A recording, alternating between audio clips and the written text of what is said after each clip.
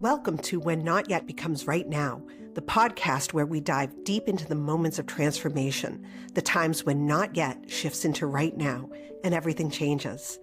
I'm your host, Jen Ginty, and this podcast is all about those pivotal moments in our life journeys. You know the ones, when the hesitation fades, when we take that first step, even if it feels like a leap. It's in these moments that growth and healing begins. Each episode will explore stories of resilience, moments of clarity, and the sparks that ignite real change. From personal experiences to expert insights, we'll uncover how people navigate the complex journey we call life and come out stronger on the other side. Whether you're searching for that spark in your own life or just curious about how change unfolds for others, you're in the right place. We'll discuss the ups and downs, the breakthroughs and setbacks, and how to embrace the right now, even when it feels out of reach. Because sometimes the hardest part of the journey is realizing that the moment you've been waiting for has already arrived. So take a deep breath, settle in, and let's get started. Hello, and welcome to When Not Yet Becomes Right Now. Today I have a wonderful guest. Her name is Amy Cole, and Amy is a natural encourager and tech educator who spent 16 years as a web developer before life took an unexpected turn. When diagnosed with FND, Functional Neurological Disorder, she was forced to close her business and reimagine her future. Through this challenging journey, Amy discovered her true calling, helping business owners master their own technology with confidence. Amy's unique approach empowers entrepreneurs to save money, implement new ideas quickly, and maintain their authentic voice online. Drawing from both her technical expertise and personal resilience, she delivers a powerful message of hope, showing others how to balance self-care while continuing to serve others in meaningful ways. Welcome, Amy. Thank you. It's so nice to be with you. Yes, thank you for being on the show. So let's get into it. What is your origin story? Well, there's a backstory and a regular story, but the first story is that I was a web developer and I was working and I had a really, really stressful day and things just were piling up and everything was due at the same time. And I had all these clients calling me saying, this is due, it's got to be done today, and this has to be done today. And so I would open a new tab and start working on a new thing without finishing the other thing that I had already started on. And everything was urgent. And I had 3 things I was launching that day and all these other things that were really urgent that had to be done. And I was just jumping from task to task to task. And I probably had as many tabs as I could fit open on one screen and just as many on the other screen because I have double monitor. And so it was just kind of a crazy day. And I was working and I love all my clients. And so I was kind of taking it extra personally, if I don't get this done, this person's going to be in bad shape. And I cared about everybody, really deeply. And so by the end of the day, I realized I didn't remember anything I had done all day. And I couldn't remember my husband's name. And I couldn't remember my daughter's name. Wow. And I couldn't really talk well, or things weren't making sense. And I couldn't think. It was really scary. So I started thinking, what if I'm having a stroke? What else could be causing this, And so I looked in the mirror and I was puffing up my cheeks and holding my hands up and putting them above my head and seeing if everything was even. And there was no sign of stroke. And so I was like, well, that's weird. Maybe I'll just take a nap. And when I wake up, things will be better. And it's probably just too much stress. So I took a nap. And when I woke up, I felt a little better, but not much. And then the next day, it was worse and worse. And every day it got worse and worse. And so I went in and got an MRI, went to the emergency room, and everybody was working me up and doing all these tests. And it just didn't get better. And nobody could find any answers of what was going on. And even one day I went to the emergency room and they were like, well, here's a Tylenol for your headache, and I was like, this is more than a headache. And it kept getting worse. And I would get headaches in weird places and I'd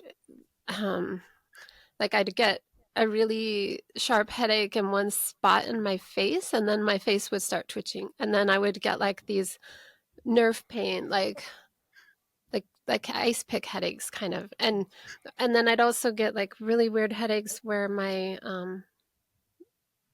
just would hurt in different places, and it was very strange, and my head would twitch to the left a lot, and it just kept getting worse and worse to where I couldn't walk, and my whole body was twitching and writhing, and my brain wasn't working right, and I couldn't think well, and I was just desperate for answers. And they they wouldn't let me see the neurologist. My referrals kept getting rejected because I was too young.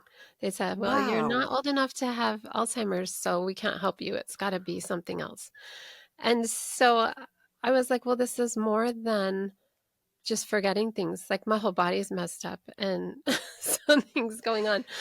That's so So dismissive. it was really awful. And so many times, like, people wouldn't call me back or follow up or find out if I was still having problems. And I had to just keep chasing doctors down. Like my only thing that was helping was to go to the emergency room over and over. And it really wasn't helping because they didn't know what was going on. And they're like, "You're not dying, go home. Mm.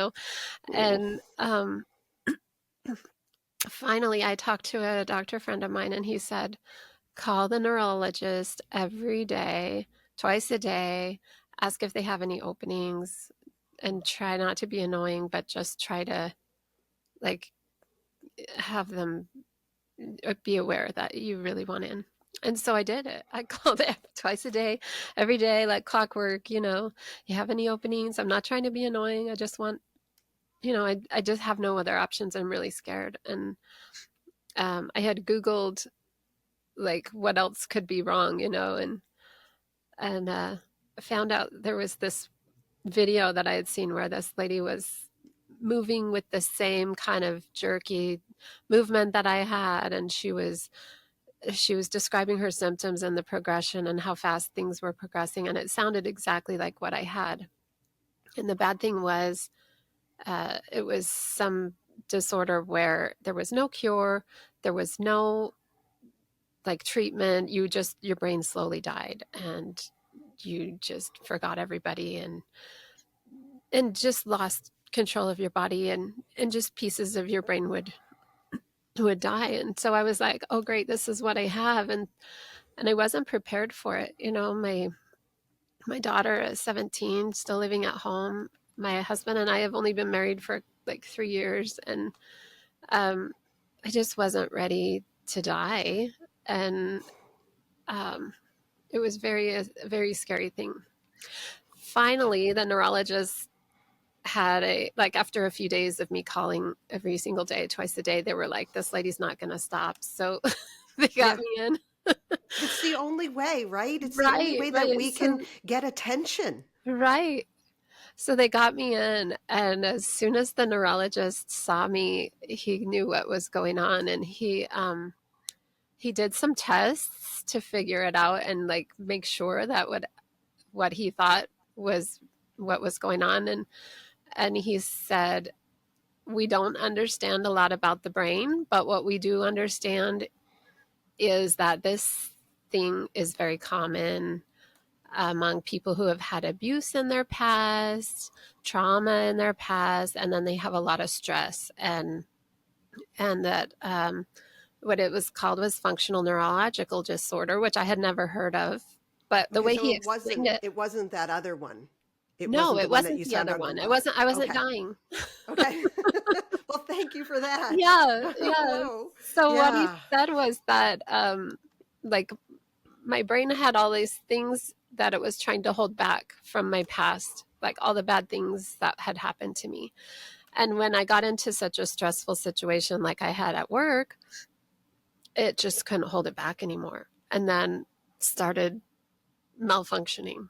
And so that was why everything was going bad so quickly, was because my brain didn't really know what to do. And it was like really listening for whatever danger was around and trying to protect me from whatever was happening. So it was such a relief knowing that I wasn't dying, that all of a sudden all of my symptoms went away, and immediately I felt better. My head felt calm. I hadn't been able to drive there because I was afraid like that I'd be twitching and weird, and I could barely like walk, you know, and I couldn't think and my head hurt. So when he told me that, everything went away. Everything except for like a little bit of ringing in my ears and um, a little bit of a headache. And then I drove home. I thought clearly. I could walk smoothly. My head wasn't twitching. And I thought, oh, yay, I've been cured. I had this Mhm. miracle. Nothing is ever going to come back. I'm just great. But I was so scared to look it up because I was like, what if I learned that somebody else had it and that came back, or that they had this symptom or that symptom? And, you know, and so I just was like, I'm not even going to look it up. I'm not even going to, I'll just take this miracle and go on living my life. So Yeah. that worked for about a few months. And then I could start feeling like my brain was getting tired, and it felt like my head wanted to twitch sometimes, but like I was just like, "Ugh, I don't want this to come back." But I had a follow up with the neurologist coming up, and I was really scared. I thought, what if I go back to the neurologist and then it all comes back? Mm. And so I kind of debated whether I wanted to keep that appointment or not, but I Yeah. did. And I went and talked to him, and he said, you know, you did really well putting this back together the first time. You'll probably be able to put it back again, you know, if it comes back. And it did. Like a few days later, it came back. Found out that loud noise is one of my triggers, Mm. and it came back. And so then I was not as scared when it came back again. Like I knew what I was dealing with. I knew I wasn't dying, and that these things were just my brain's processing things wrong because, you know, whatever, the trauma and stress, and so that I would just have a new thing in my life that I would have to deal with, and that I would have to figure out like how to live with this and how to make it work. And so now it just comes and goes. Like sometimes I will have days where I'm just fine and everything's normal and my brain's working great. And then sometimes I'll have days where I just really can't do much at all.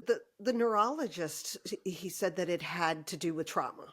Right. That, you know, so, and it sounds like hypervigilance Right. and Yeah. all the things that come with PTSD. Did Right. the neurologist say to you, I think you should, you know, look into mental health counseling for this? Yeah. So at first, they really just didn't tell me much at all, except that I should see a psychiatrist with a PhD that kind of specializes in this kind of thing.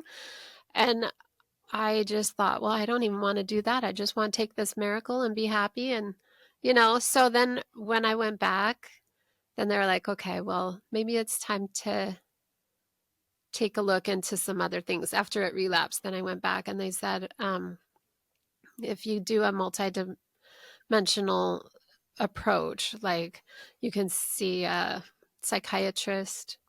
They also have what's been helpful for me. I haven't got into the psychiatrist yet because this is still kind of new for me. But the physical therapist that manages chronic pain um, was actually really helpful.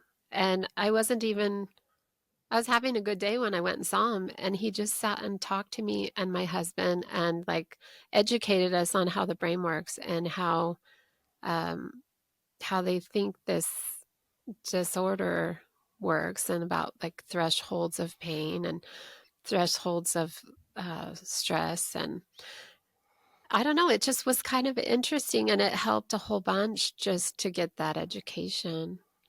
And for me, the trauma was like past marriages that had been bad. Like I had a really happy childhood, everything was great, but then I had some really, really hard marriages, and stuff with my children leaving and going to another house. And it was just, you know, a lot of traumatic stuff that was really hard to deal with. And so I've been stuffing it for years and years and years and years, you know, and then finally I'm feeling like, oh, maybe I got to deal with this. And That's why I loved the Yeah. title of your show. I thought, oh, yeah, it's definitely right now.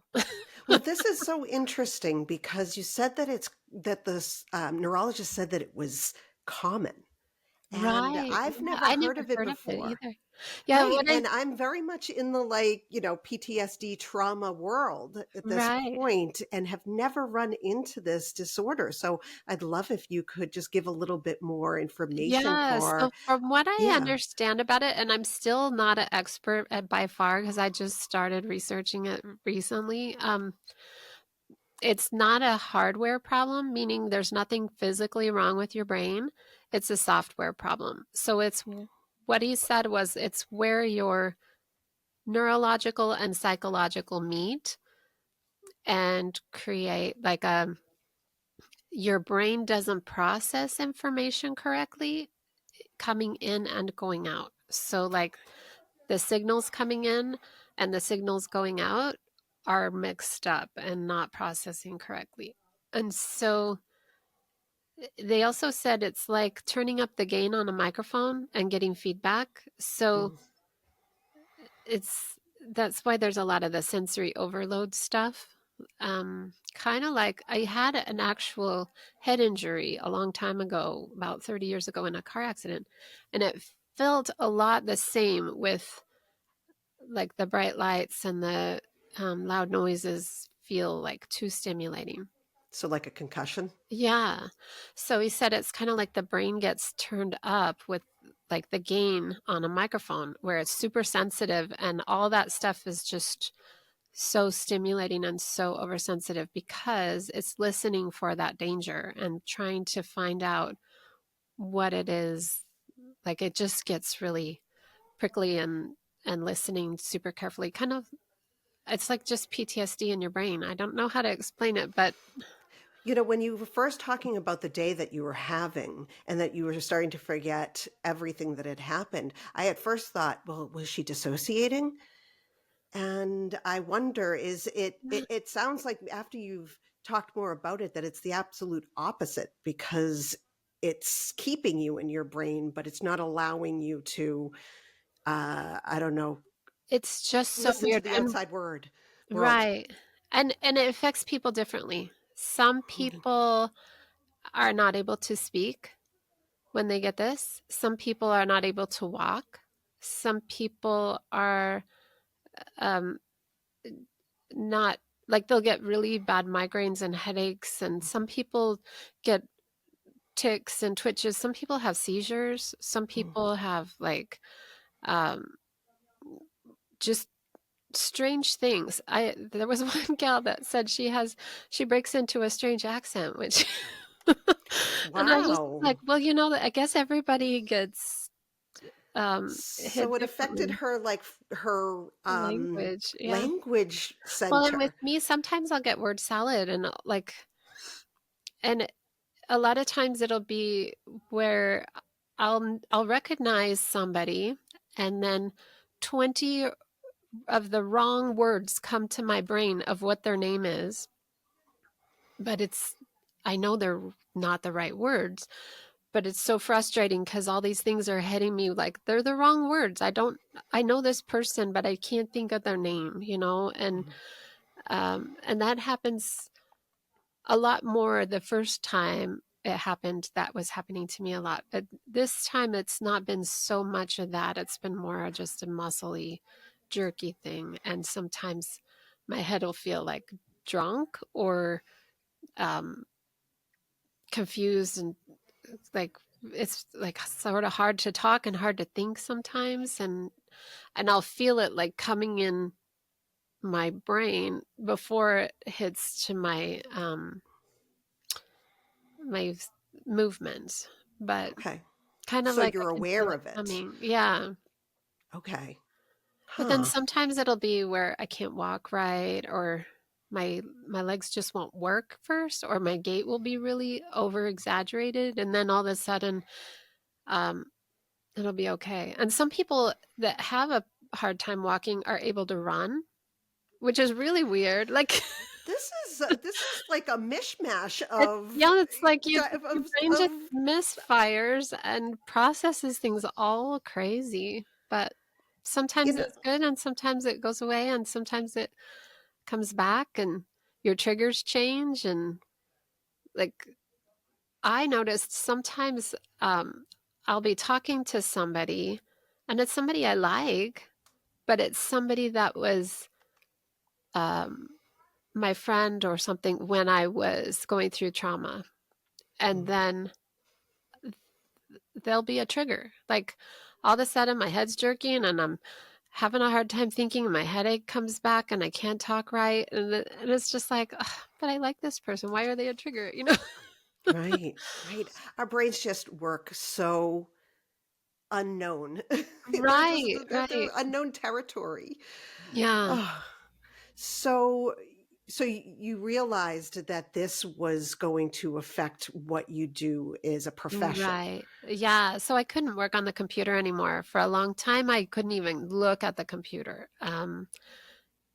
Because I was just afraid of the stress that had caused all this, and I didn't want to have it come back. And it hurt my head Mm, physically to look at the screen. And so now, on good days, I can be at the computer for a little while. Like right now, I'm okay, but I can feel it like starting to kind of like get a little achy and weird. And I'm like, okay, this isn't going to be a good long time that I'll be here. But um, I set timers and I say, you know, half an hour is my limit today. Or if I feel triggered before that, I'll turn it off and get done. But if I am able to stop it before it gets out of hand, before it cycles into that twitching and hurting, and then I can do a little bit more of a balance with my activity level and my triggers. But I had s- to close my business. Like I got rid of all of my clients and that was so hard. that is Um, hard. I understand that. yeah, It's almost like losing an identity. it was.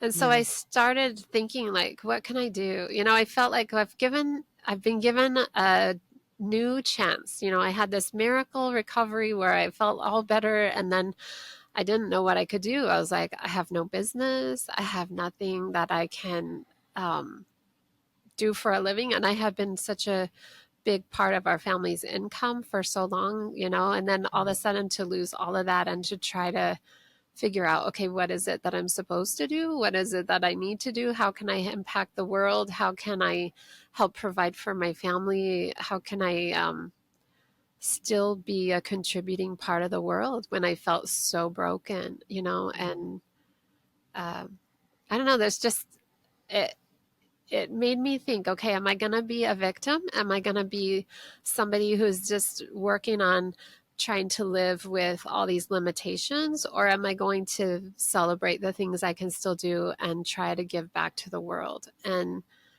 I decided I didn't want to be a victim. I wanted to be a contributor. And I have a lot of gifts and light. And I feel like there's things that I have that can help people.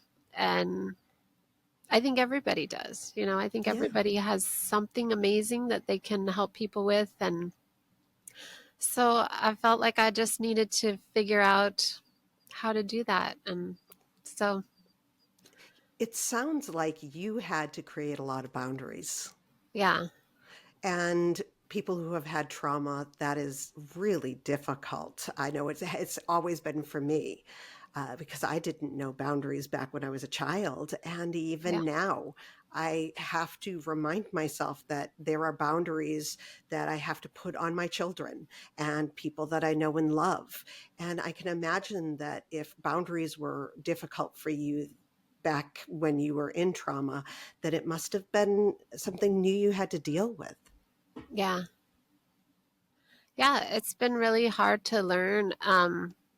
Just, I don't know, there's a lot of new things in life, like a lot of new ways to balance, a lot of triggers to avoid, a lot of different ways to show up in the world, like if I'm jerking all over the place, and that's a different thing that I've never had to deal with before. I've always thought two things that would be really hard in life would be to talk different or to walk different.